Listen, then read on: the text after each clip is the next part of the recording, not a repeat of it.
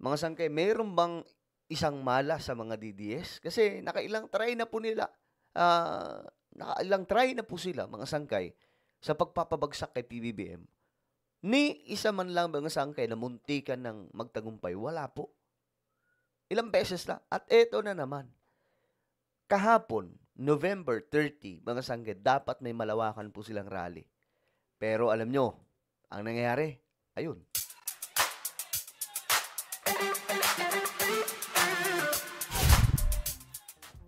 Hello guys, what's up? This is me. I'm back for another vlog today.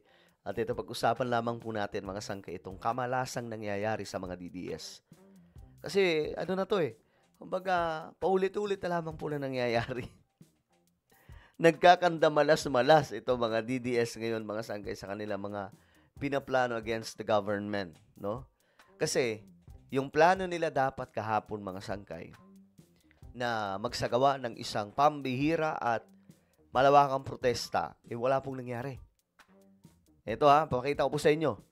Bago tayo magtuloy-tuloy sa mga hindi pa po dyan nakakapag-subscribe, makikita nyo po yung subscribe button sa baba ng video na to.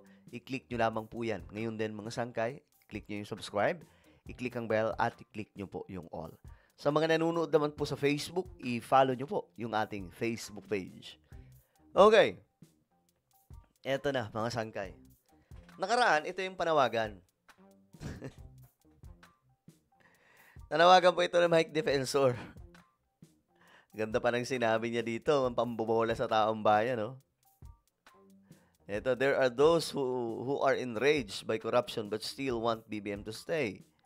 There are those who want everyone to resign, collapse the entire government, and replace it with a communist system. What we are saying is simple and grounded in facts. This systemic and parallel and organized corruption is driven by a trio led by one man, the president. Kaya sinabi mga sangkay, pinaparatangan niya po yung presidente natin dito. Tapos sabay-sabay, join us at EDSA Ortigas, November 30, 2025, 2 p.m. A peaceful civic action calling for President Marcos' resignation in light of widespread corruption. Tama na. Sobra na. Wakasan na. BBM resign. Ganda ng atake. Pero anong nangyari, mga sangkay? Wala. May nagrally ba ng mga DDS kahapon na nakita po natin, mga sangkay? May nakita ba kayong mga DDS na nabalita? Wala. Bakit? Ito ang nangyari, mga sangkay. Basahin po natin. Yung grupong nais magpatalsik kay BBM, hindi nakadaos ng isang rally kahapon kasi nga walang makuhang crowd na susuporta sa layunin nila. Yun ang nangyari, mga sangkay. Wala po silang nakuhang mga tao na susuporta sa kanila. Kasi nga po yung sinasabi ko sa inyo, mga sangkay, mga trolls nga lang po yung mga nasa social media. Yung nakikita nyo na lagi pong nagko-comment, mga sangkay, na mga against sa mga post ng mga pro-government supporters. Trolls lang yun Hindi po yung totoong nag-exist tao. Mukha po silang marami sa social media. Pero pag magtawag sila ng rally, walang pumupunta. Bakit? Hindi nga po sila tunay na nag-exist. Mga trolls lamang po yan na libu-libong pinapatakbo ng iilang tao lang, mga sangkay, na binabayaran ng mga anti-government. O ngayon, mga sangkay, di napahiya sila. Ayan hindi nakapagdaos ng isang rally kahapon kasi nga walang makuhang crowd na susuporta sa layunin nila. Ilang beses na po sila nag-try. Actually, yung susunod po nito, yung next attempt nila, mga sangkay, yung next attempt nila, babagsakin si PBBM sa pamamagitan ng impeachment. Susubukan po nila yan, mga sanggay. Pero, ayun na nga po, ang tanong dyan, totoo kaya na mangyayari yon? Kasi nagsalita na po si Gloria Arroyo dyan eh. Actually, baka yun po yung i-vlog din po natin, mga sangkay. Nagsalita po siya na hindi daw po totoo. Naaagawin yung pwesto kay Speaker D, para po, pag siyang pumalit, pwede na ma-impeach si PBBM. Kasi solid pa rin yung supporters ni PBBM sa loob po ng House eh. So dito mga sangkay, talagang makita po natin yung passion nila. dito ka din bibilig sa part nila mga sangkay. Because dami ng beses nilang sinubukan yan.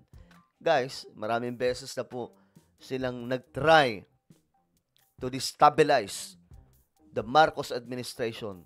Pero hindi po nangyari. Pero, talagang ano sila? Talagang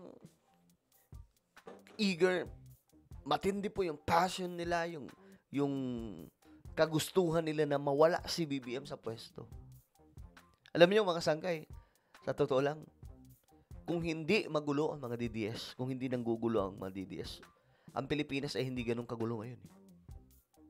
Halimbawa na lang, itong malawakang investigasyon ni PBBM sa mga korap. Alam ng mga to, mga sangkay na genuine yung gusto ni PBBM na matapos na ang korupsyon sa ating bansa. Pero bakit hindi sila sumusuporta?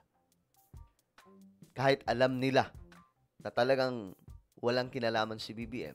Kasi nga po mga sangkay, ang gusto lang po nilang mangyari, maipasok si VP Sara at matanggal si BBM sa pwesto. Yun lamang po. Kaya nga wala silang pakialam kahit sino pang kurap, basta kakampi sa kanila, tropa nila yan. Kita niyo sa Saldico? Gusto pa nilang gawing bayani. Di ba? Kahit na si Satanas ata, mga sangkay, bababa, no? Sa kalupaan. At magsasabing, kasama ninyo ako sa pagpaparesign laban kay BBM. Aba, papalakpakan po nila. Kasi ganyan po sila, mga sangkay. Ang goal lang po nila, wala silang pakialam kahit nag-i-investigate si PBBM at may papakulong si BBM ng mga kurap. Wala silang pakialam dyan. Wala nga silang pakialam eh kung anong nangyayari sa ating bansa. Actually, ang gusto nilang mangyari, malugmok ang Pilipinas. Kasi pag nalugmok ang Pilipinas, masisira si BBM. Pag nasira si BBM, ipapalit si VP Sara. So wala po talaga silang pagmamahal sa ating bansa. Na hindi nga nila may panalangin natin Pangulo natin eh. Ang tanging wini-wish lang po nila, bumagsak ang buong gobyerno ng Pilipinas. Nang sa ganun, pumasok si VP Sara. Bakit? Sakim sila sa pwesto. Sakim sila sa kapangyarihan. Gusto nila, makabalik sila sa pwesto, makabalik sila sa kanilang mga opisina na kung saan, doon sila nagpapakasasa.